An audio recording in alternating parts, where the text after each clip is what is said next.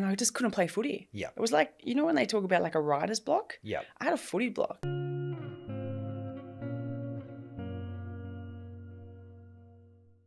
Well, Moana Hope, thank you so much for joining me on Shaped. Obviously know a bit of your journey prior to doing a bit of research and so forth, and what I uncovered by learning more about you really intrigued me about your journey. And I know that as athletes or ex-athletes, you kind of painted this picture of who you are, and then that kind of sticks for anyone who doesn't want to dig any deeper. And what I'm really excited about hearing and you sharing with us is more about your story. And I suppose there's no better place to start than you as a kid, born late 80s. Yeah, 88, yeah. 88. What was it like growing up in the Hope household? I know that there was 14 biological brothers and sisters or children. And then your mum decided to adopt 5 more, was it?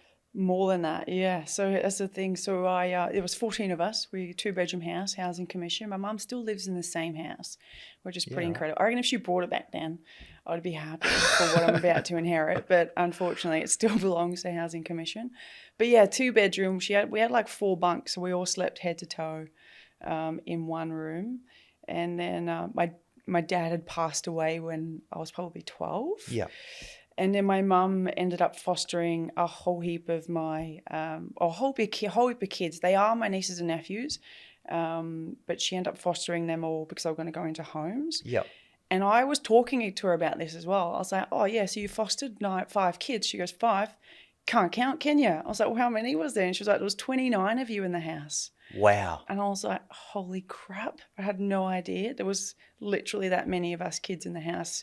And she was a nurse, so she worked full-time at night. Yeah. So she would go to work, come home. And I always said to her, like, I'm a businesswoman, but you could have been the CEO of Apple while you had 100%. The house run. She had like a whiteboard, and across the top was all of our names. Down the side was all of our chores. So every day we knew what we had to do. So she would come home at 5 a.m., wake us up, and we would get to chores. Mine was the kitchen. Yep. I don't know how I never burnt the house down. So cooking, cleaning. From the age of 12, just cooking, cleaning. So we all had chores. She would get around the house with us, but, it was a village. And so, like, I'll say preparing lunches for the kids, I was like 5 loaves of bread. You'd just be there buttering all the bread, putting some Vegemite on it. It's one thing, the commitment, right, of having that many bodies in the house to look after and care for. But there comes an expense as well. So, like, I'm assuming your mum wasn't the CEO of Apple and could afford to just go and buy the 15 loaves of bread every second day. No, I actually asked my mum how much she made as a nurse. And she was the doma. She was in charge. And I think she made it was no more than $500 a week. Wow. Full-time night shift. So she did that. And I remember we used to go shopping with her. We used to do weekly shopping, and she would take 3 kids. Yep. It's nothing like it is now. I mean, I'll go buy some broccoli and that's $500. But she'd choose 3 kids, and I loved being chosen because she gave us like 50 cents each, choose something. And we'd always choose like Coles wafers because they were the most delicious packet of biscuits ever. And we would all push a trolley each. It was 3 trolleys full of food a week that would feed the house. And that was her whole wage. Yeah. And I remember she had nothing, absolutely nothing. And I never understood money back then, and probably still don't now. But she would give a top off her back for us. And she just didn't want all those kids to go into homes. She wanted to keep them all together. Yeah. And I don't know how she did it, but she did. It's amazing. Whereabouts in the biological? Oh, I'm in them just below middle. Yeah. Yeah. Yeah, right. And you touched on your dad passing from, I believe it was leukemia, is that? Yeah, cancer. At 12 years old. Did you drop out of school to take care of him prior to him passing? Yeah, so he got real sick. Yeah. And the doctor said the house is too stressful for you because he was like vomiting blood every day and stuff like that. And he dropped like 60 to 80 kilos or something crazy. He was a big man, like duck to go into the house. Like could have been a rugby player. And he ended up, I remember by the end of it, I could see every bone in his back. He was just ended up dropping so much. So I moved out to be his full-time carer for like probably 3 to 4 years. Yeah. And then I lived in the hospital with him. He was in hospital every second week. I pretty much lived there. Nurses gave me a bed whenever we were in there. Yeah. And so I just looked after him. And then when he died, which was, the whole time, had no idea he had cancer. I didn't understand. Yeah. I just thought he was sick. I was just looking after him. Yeah. So when he died, I was like, what happened? You know, I genuinely didn't know meant to just anything get better, about right? cancer. Yeah. So when he died, I was just completely shocked, and it was just, I just didn't know what to do. And given you did spend so much time next to him and beside him at hospital, I read somewhere that he shared with you that he had so many regrets in life. Has that kind of impacted the way that you live your life now or have done previously? I think it's absolutely made me who I am. And it was like 3 days before he died. It happened. I remember I was sitting in the lounge room, and he was in his room, and he was calling in all my older brothers and sisters. Yeah. And my dad was the kind of guy that was raised in an era that didn't cry. Never. My whole life, I never seen him cry. Yeah. And I heard him crying, and he was just like, I have these, like, I'm sorry about this. I wish I was better. I wish I was, like, just regret after regret. And I was a 12-year-old kid not knowing what was going on, but I was like, don't be that guy. Yeah. Don't get to the end and go, I wish I had done something. Yeah. And I feel like we are told so much how to live our lives, how to look, what we should have in life, the big house, the most expensive car, and instead of just enjoying life for what it is. And I think it's just, that's who I am. Yeah. You know, and if I want to cut my hair short, I did. And if I want to have tattoos, I will. Don't tell me I can't because I'm a girl. If I want to kick a footy, I'm going to do it. And I grew up saying I'm going to play footy with the men. Yeah. That didn't happen. But it just allowed me to see the world for more than what I guess we're perceived to see it. Yeah. And you were a pretty talented sports person growing up. Yeah.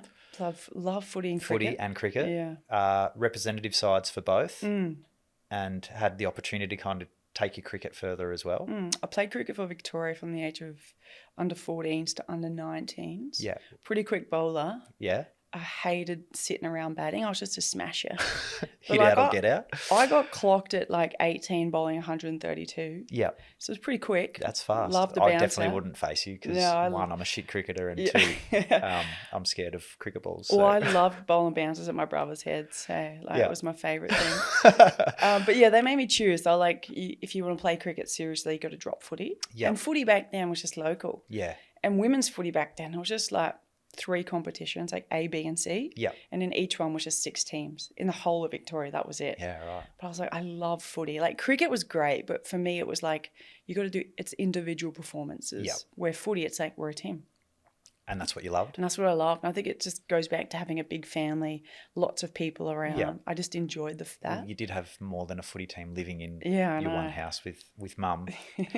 Talking about footy, and obviously you said it was just local level at the time, and then you become a marquee player for the Pies as AFLW starts to grow legs and become, something that I'm incredibly grateful for, because my 2 girls who are now 10 and 8 sit there and go, I want to be an AFL player when I grow up. Yeah. And I can only assume that if what you guys have done for the game, I would be sitting there going, oh, well, you can be, but you'll never make a job of it or have the opportunities that maybe some girls do nowadays. So, but from an experience point of view, like, how much did you love going from just playing the game you love to then playing AFLW? Because, you read some articles and so forth, and there's mention of training and you heading home every night crying. Can you elaborate a little bit on the experiences that you had going from local to then professional sport? Like local footy, I just loved it. There was something about it. It was like, I miss it. I genuinely missed it, and I loved playing it. You show up, you pay for your uniform, you pay for your fees, and that's what we were doing until the AFLW came about. And then go to play AFLW. I've kicked a footy from the age of 3. I don't miss any men's games throughout the season. I watch every game. I'm just obsessed with footy. I love it. And so pulling on an AFL jersey was just like a dream come true. It was like the coolest thing in the world, and one of my favourite experiences by far. Yeah. But there's another side of AFLW, another side of AFL that I don't think people understand or people are across. Yeah. And that side of footy was the side that made me fall out of love with it. Yeah. And I just wasn't ready for it. I guess with you kind of got injected into the system as such a young guy. Yeah. And I, as a woman, got pulled into a system and into a business in which I didn't fully see it as a business. And I didn't, how I felt was kind of like a product. Yeah. And for example, I guess, I don't know if you remember the opening round, the first game ever, AFLW. Yeah. It was incredible. It was Collingwood Carlton icon was packed, sold out. They had to shut the gates. People were climbing over onto the roof. It was just insane.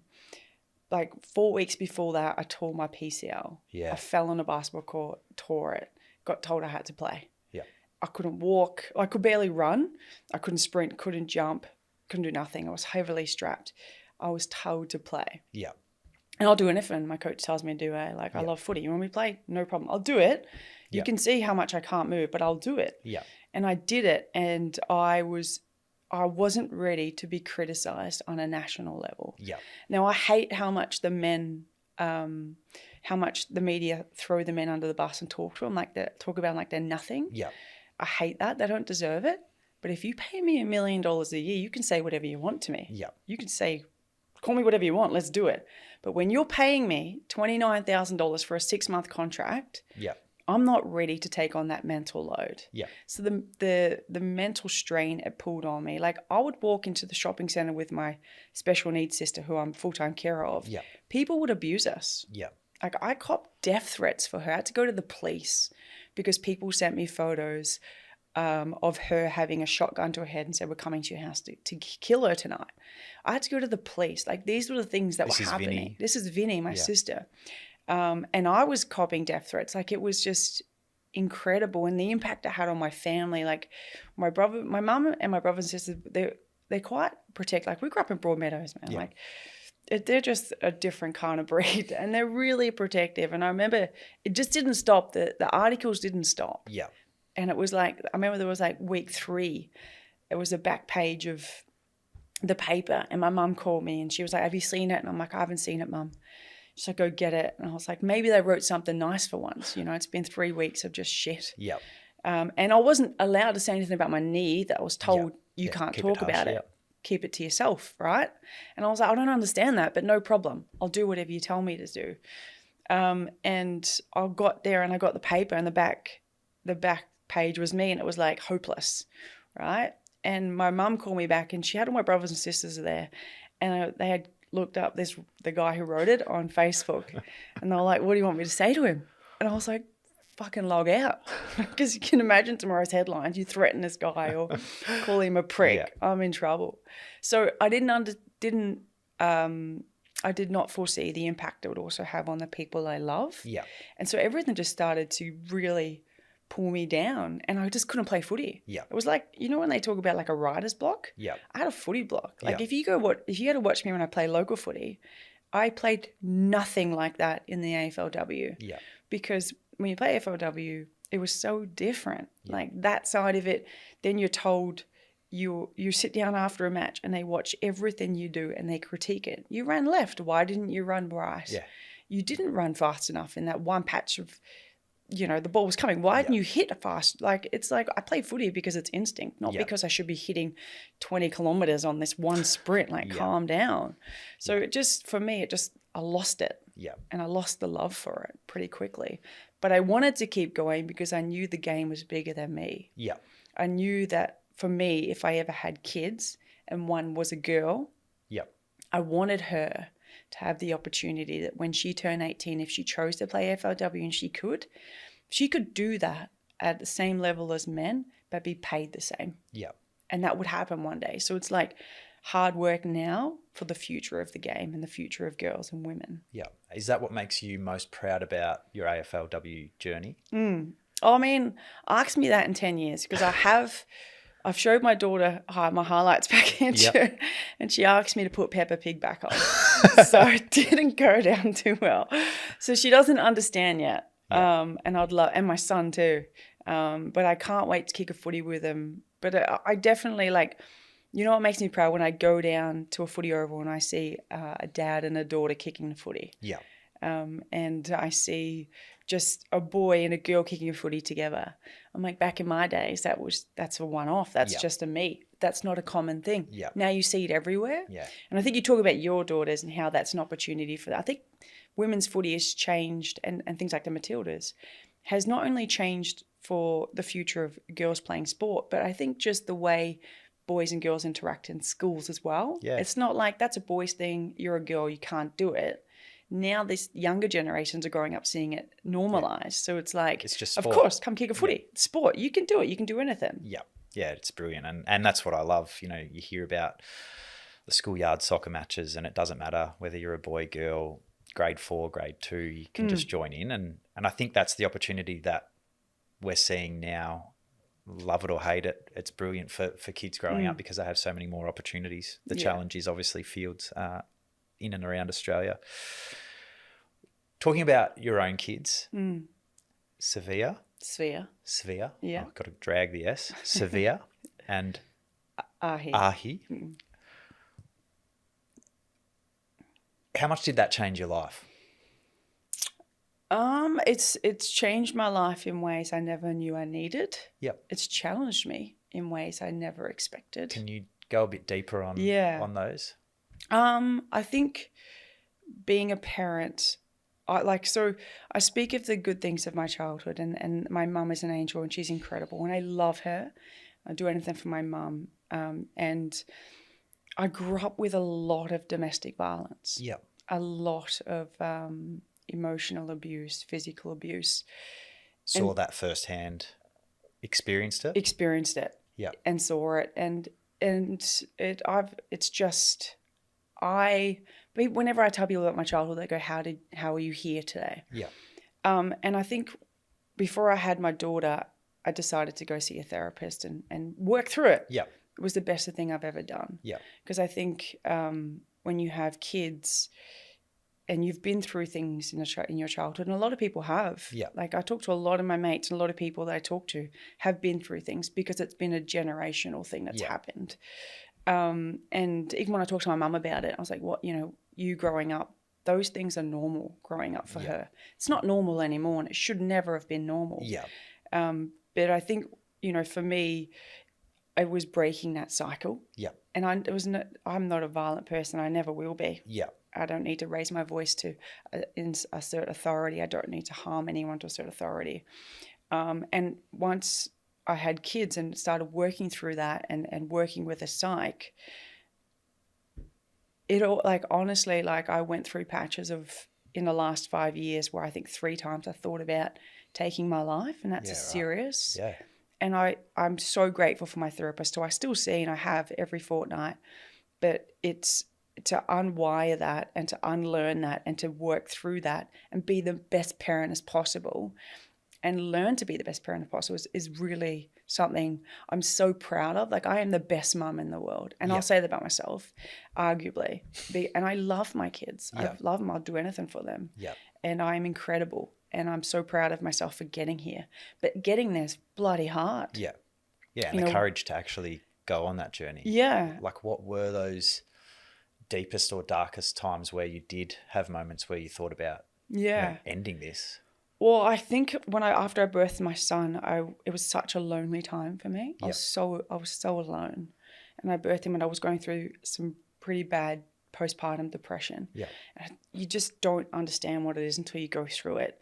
And I was going through that, and I remember I was having these moments, and this can be triggering for people, but I had these moments where I couldn't sleep at night because I was so scared that if I fell asleep, I would wake up and turn into my dad, and I would inherit my dad somehow, and he would harm my son. Yeah. Okay. So I wouldn't sleep.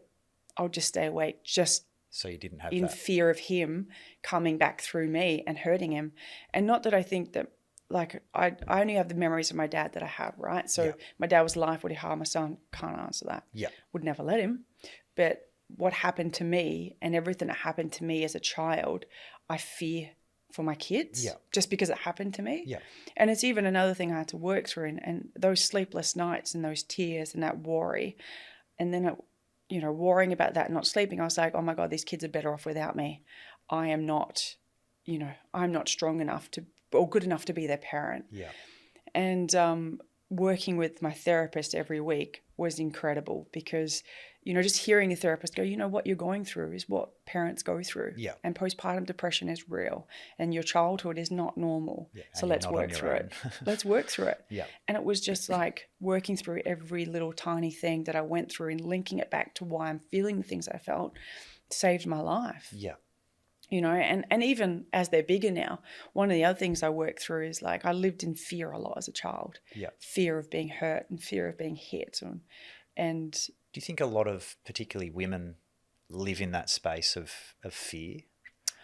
Well, even like I think women do, yeah. I think women fear things that men never have to think about. Yeah. And I talked to my brother about this because he's got a daughter and a son. And I said, man, I'll tell you, I'm a grown woman and I can hold myself against people. But even when I run down the streets in broad daylight, I do it with one headphone off. Yeah. These are things women have to think about. Yeah. I said, when you go for a run, mate, do you worry about being attacked? He goes, nah, bro. I said, exactly. Yeah. Women have to worry and women are concerned. You go out at nighttime, you put your torch on, you get on your phone to someone. Is that something you think about? No, not at all. So it's something your daughters will have to think about. It's something you'll think about. I think about it when they're walking home from dancing now. Yeah. And you don't have any boys, do you? Yeah. You do? My youngest is a boy. Do you worry about that for your son? No, I worry about how much of a turd he's going to be. Well, yeah. No, I'm joking. I think we have different concerns about different genders. Like, and I have those concerns for my daughter. But when it comes to my son, I have different concerns. Yeah. Like men in Australia have the highest rate of suicide. Yeah. So how do I make sure that my son is raised to know that there is no feeling that he can't share with me? Yeah. And you are allowed to cry and you're allowed to be sensitive and you could be whoever you want. Yeah. You do not need to suppress nothing.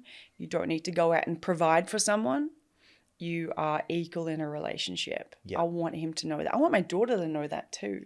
So there's equal concerns I have for both my kids because men are raised to be one way and so are girls, boys and girls. So it's about, again, unwiring those things for my kid and making sure I'm raising them correctly. Yeah. Like my son wanted to wear a Spider-Man dress. I gave it to him. You want to wear a dress? Put it on. You look beautiful. I put it on my story. My God, it offended so many people. I'm like, why is my son in a dress offending you? Yeah. You patriarchal prick.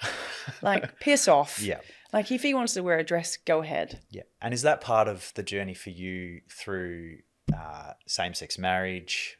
Or I'm assuming there's lots of people that have an opinion about that. No. You reckon? People are so great when it comes to the gays. Yeah. And how challenging has that been in your life? Like, honestly, Trent, before the yes vote, I used to go out fearful. I have so much anxiety. Yeah, right. Because men used to try and punch me. Yeah. I used to go to like a club with my brothers, and would go out and we just keep to ourselves. Men used to physically try and hit me for being gay. Yeah. Literally, I'm not even making this up. No one should have to experience that, right? And it never, like that's horrendous. Yeah. Like one punch hit can kill someone, right? And I shouldn't be hit because I'm gay. But I know that there was even before the SO, it probably still happens now, there was this gay club that men go to, and there used to be a group of straight men every week wait at the front of it, and once they found a drag queen, they would beat the crap out of them. So it was so scary to be gay before the yes vote. Yeah. Right? Is it still scary now? Not as scary. Yeah. No, I'm not as scared. I'm not worried of being hurt because it's become somewhat normalized. Yeah. And it's okay if you have a religion or a God or a Bible that you read from that doesn't believe in it. It's okay. Yeah. And that's fine. I'm so okay with that.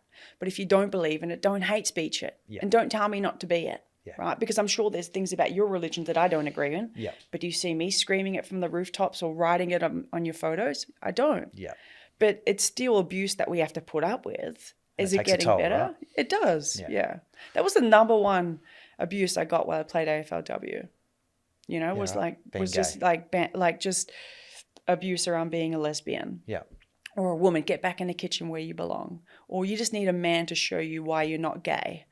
And imagine if I went to a footy game and said to you, oh, you straight prick. Like, I would sound like an absolute wanker. Yeah. And that's how they sound. Yeah. Do you know what I mean? Like, get some fresh content. So what methods did you put in place during your playing days, but also post it, that has helped you like for me, so any negative feedback I ever received, I would just picture the ugliest, largest human that's old and still living with their parents in the back room, typing away at a keyboard. And that's how I kind of just went, you know what?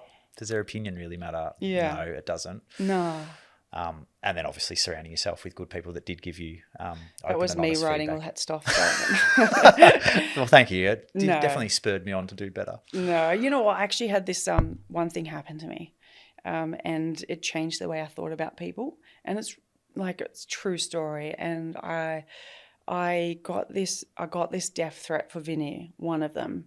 And it was a really horrible death threat. Like, it involved like quite a detailed way that they would end her life. And I don't know why they attacked her for. Yeah. People attacked seems her bizarre, right? and me, but it happened. People are sick. And so it was so scary that I went straight to the police station, took it down. The police were incredible. Yeah. And so they got this, worked with Meta over a couple of weeks, got the IP address for where it would come from. They can do that, by the way, which is incredible.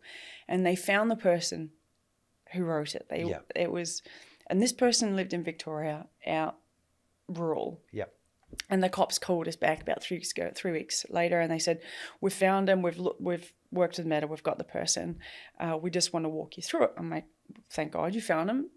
Like, what's happening?" And they're like, "Well, the person who wrote it is actually a 12-year-old kid who is autistic, and the family didn't want him as a baby, and they've been pushed from family to family, and now they've been pushed out to this country place, and they don't have a home or a family. And the reason why they've written it, because they don't understand why Lavinia can be so loved, but they've been left with nothing and no one to love them." And that absolutely broke my fucking heart. Yeah. And I was like, this poor fucking kid just wants love and doesn't understand how someone like Vinnie, who's special needs, can have love, and they were left with nothing. And with me, like, I've had Vinnie for 10 years, so I go to her school, I'm around her friends quite often, and I understand a lot of them don't have families. Yeah. So that is a real heartbreaking reality for people with special needs. And so I said to the police officer, because they were like, "What do you want us to do?" And I said, "This kid just needs some help. Yeah. Let's get them help, right? Let's just like somebody for them to talk to. It's probably the most important thing." So from that point forward, I kind of just thought, it doesn't matter who writes it. Yep. Doesn't matter who it is. Doesn't matter what they say. For me, I kind of live my life with no regret. So when I get to the end, if I'm surrounded by the people I love, that's all that matters to me. It's not going to be anything else. And the opinion of some stranger or some random person in which I don't care for, it doesn't bother me. Yeah. You come across as and that's a beautiful way to look at things, but incredibly loyal, very caring, very selfless. Talk to me about, you've touched on your sister Vinnie. You've been her carer effectively for how long now? 10 years now. 10 years. Like, does she just amaze you every single day with the way that she shows up in the world? Yeah. I always say that she is in the category of special needs, but she's the most normal person I know. Yeah. And I say that because, and I proved my point once. I was at an event, and this lady who owns all this real estate company is very rich, and we come from nothing, and we still have nothing. Yeah. But we are rich with love, and that's more than most people have. And I said to this lady, "I'll prove to you." I said, "Go offer her anything in the world. You can afford anything. Offer it to her. Offer her absolutely anything. And I know what she's going to say. And I'll write it down, and you go ask her." And I proved my point. And she said to Vinnie, "What do you want?" 3 things. You can have anything. And Vinnie just said, "All I want is $10 phone credit," because she loves her phone. "I want a new wall part to connect to my phone to charge it, and a new charger, because they always break." So she keeps like a little collection of them just in case. That's it. That's all she wants. It's pretty simple. I mean, if you ask me and you, Trent, I'd probably say, well, I'd love a house with no mortgage. Yep. I'd love a holiday business class somewhere in the world, and maybe give me a very expensive electric Range Rover. That's probably... Why electric? Oh, I love like the environment. Cool. I like the environment. Okay. I drive an electric car, but that's probably the 3 things. If I won the lotto, if I have those, I won. Yeah. But that's because we're told that's what we need to have to be successful That's what we need to have to be happy. Yeah. Where she's like, I've got a roof over my head. I've got food on the table. I've got people I love. I've got everything I need. Yeah. And I think if we all looked at life like that a little bit more and just be grateful for the things that make us happy, we would live a much more fulfilling life. So when you're surrounded by somebody that looks at life like that, constantly reminds you that it doesn't matter. None of that external crap matters. Yeah. Because you don't know how long you have here. And if you live it happily and you do things that make you happy and you stop doing things that society tells you have to do, you will feel a lot more fulfilled. Yeah. Speaking of having everything that you need and keeping it very simple, you have gone on to do some amazing things post-career. You've written a book. You have your own TV show?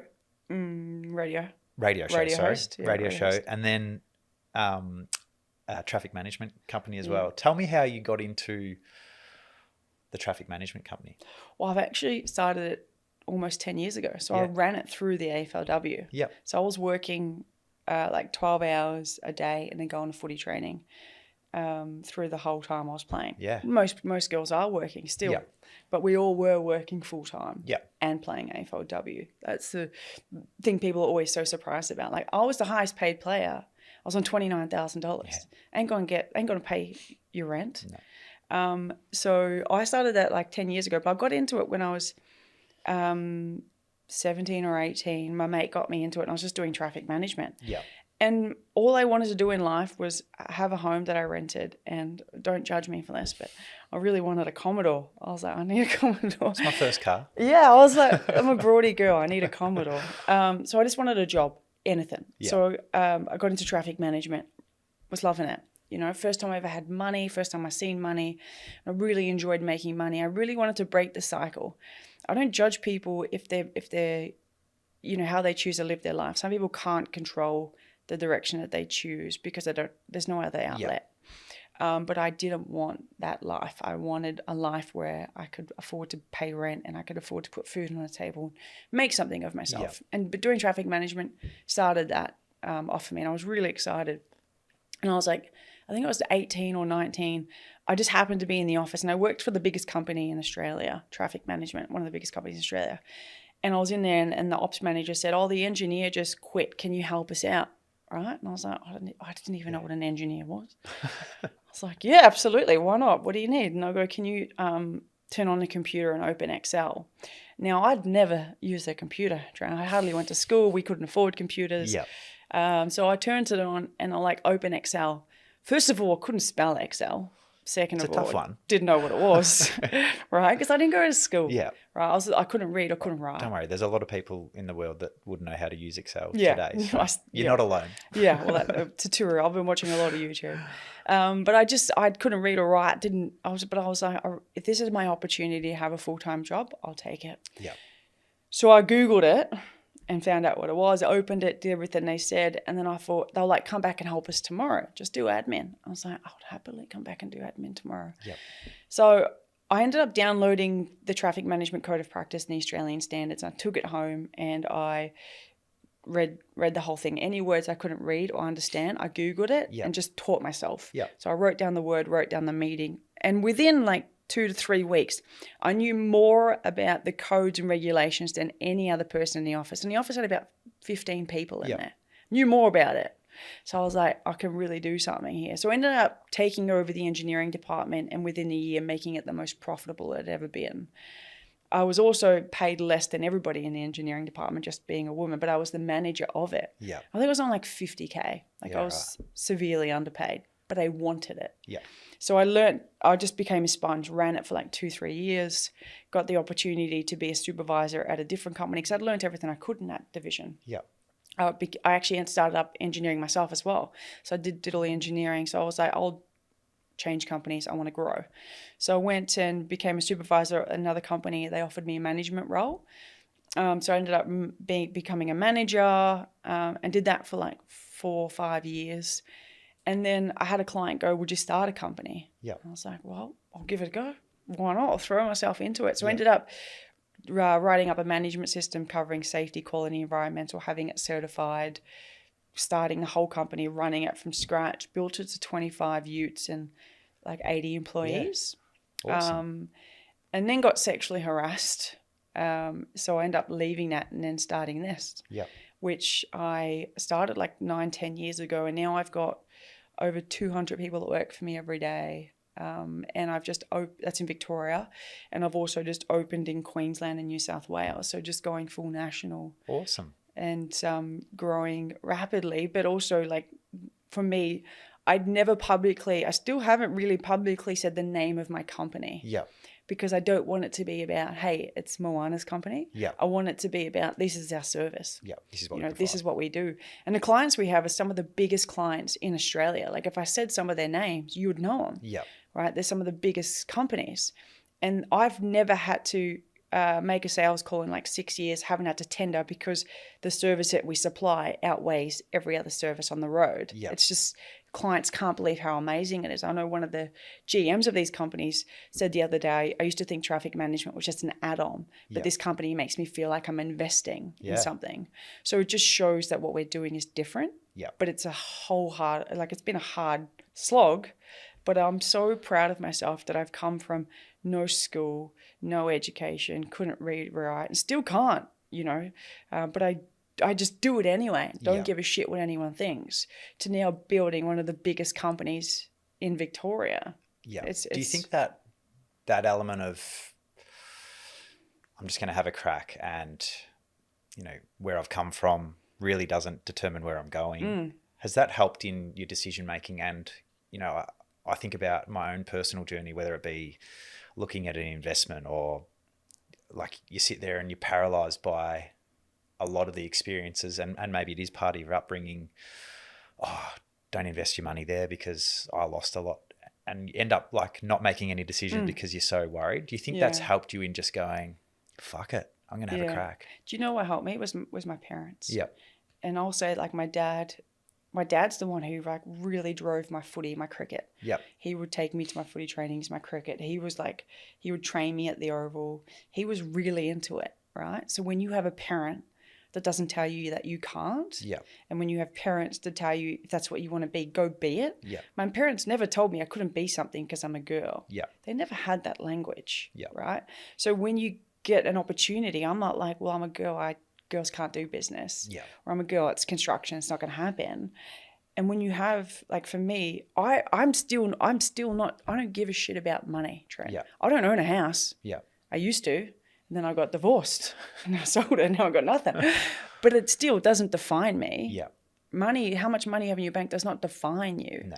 Right? What I care about is the fact that I can employ over 200 people. Yeah. Right? And those people work every day.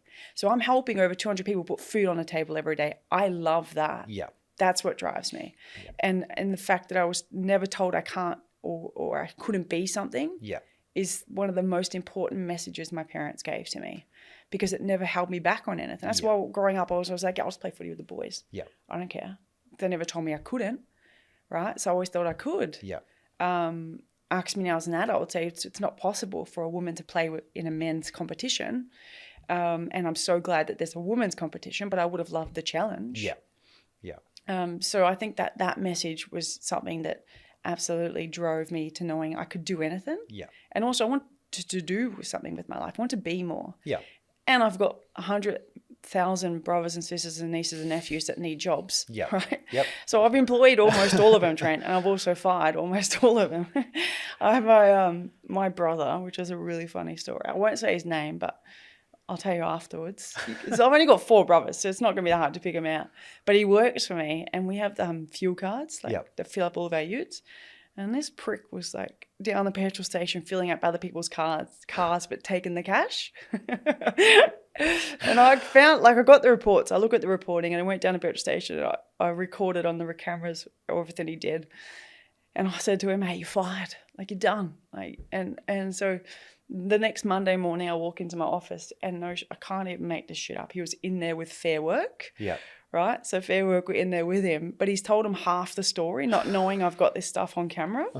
And Fair Work are like, we're here for unfair dismissal. And I opened my laptop and I pressed play, and they watched it. And as soon as the clip finished, they walked out. I was like, you're an absolute tool. Yeah. But my mum, I love the fact that I can, if my family, I can give my family jobs as well. Yeah, absolutely. You know, and I've got brothers and sisters. I've got like, I think 4 or 5 of them that have worked for me for 9 years. Yeah. And it's just changed their life. I'm so proud of them, because a lot of them have been able to turn their lives around and really have beautiful families and have things in life. Yep. You know, so growing up with nothing, it's not easy to picture yourself having something. So to be able to know that I can help them in some way do that has been pretty amazing. Yeah. It certainly is. It's definitely something that I would love to be able to do at some stage. You touched briefly on going through divorce and now co-parenting both your kids. How has that challenged you? But what have you learned from the experience and maybe about yourself, but also, you know, relationships? Oh, Trent, you just made my heart rate go up talking about, I haven't spoken about co-parenting ever, but I will honestly say, I don't think people talk about it enough, and I won't go fully into it because I haven't fully worked it out. Yeah. But I will say it's the hardest thing I've ever done in my whole life. Yeah. And I've had an upbringing that I've briefly touched on, right? It's the most difficult thing in the world. But every single thing I've done and every single decision I've made has not been at my benefit. Yeah. It's been what's best for the kids. Yeah.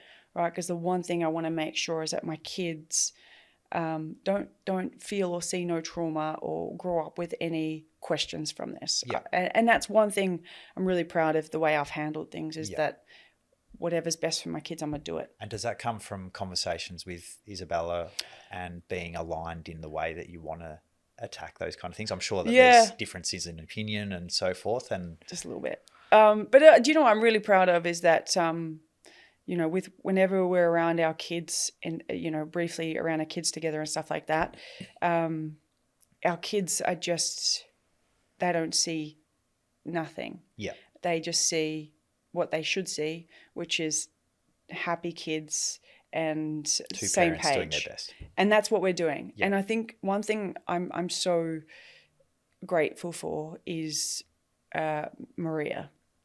Because I do want to mention her in this, because she is, which is your my current partner. Yeah. Yep. Miss Universe, whatever.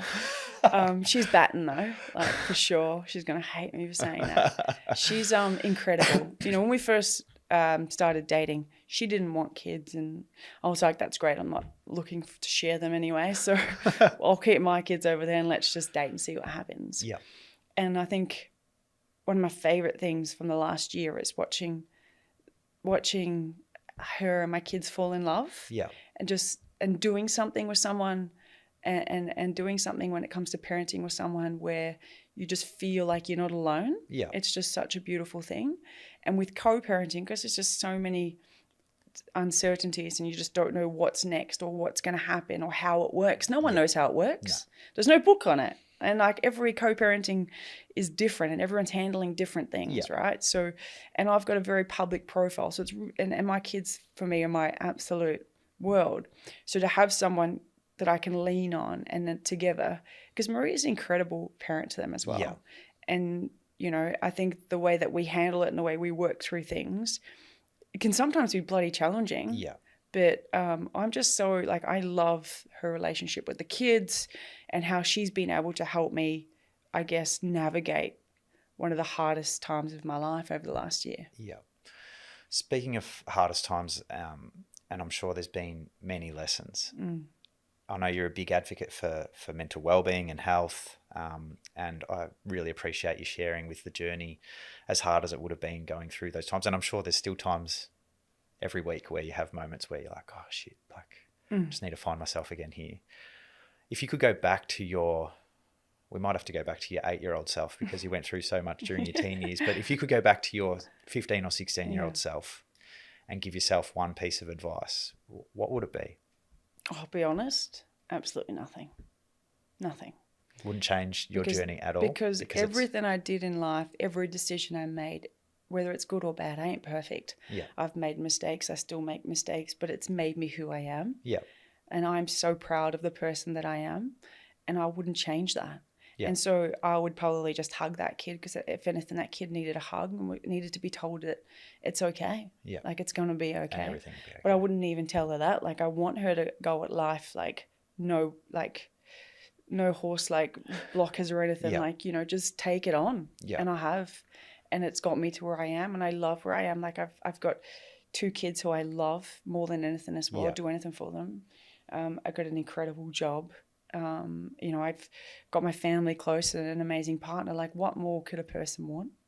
Appreciate it, and that's a great note to finish up on. But I do want to thank you for sharing more of your story. I think there'll be so many people that can understand and appreciate the journey you've been on. But for me, it's like why not have a crack? Like, we're all on this earth, and if you're working towards something, you either fail, which to me is learning, or you're winning. There's no such thing as failing. It's always learning. It's growth, right? Yeah. And I love that you've been someone who's been out there in the public eye and been on a journey and admitted that it's not perfect and there's been some struggles, but the willingness to actually go on that journey. Because I think so many people, whether it be in my world or stories that you hear, like taking that first step to engage with someone that you know will help you is a pretty confronting decision to make. So I appreciate you being so honest and open about how much it's impacted your life positively. And I love how much that you're living your life for your kids, because it's certainly something that I try and do every single day with my wife. But it's hard. It's a hard job. And it seems as though you're doing an amazing job. So again, thank you so much for joining us on Shaped. I really appreciate you sharing more of your story, and I wish you all the very best. Absolute pleasure. Thanks, Trent. Thank you.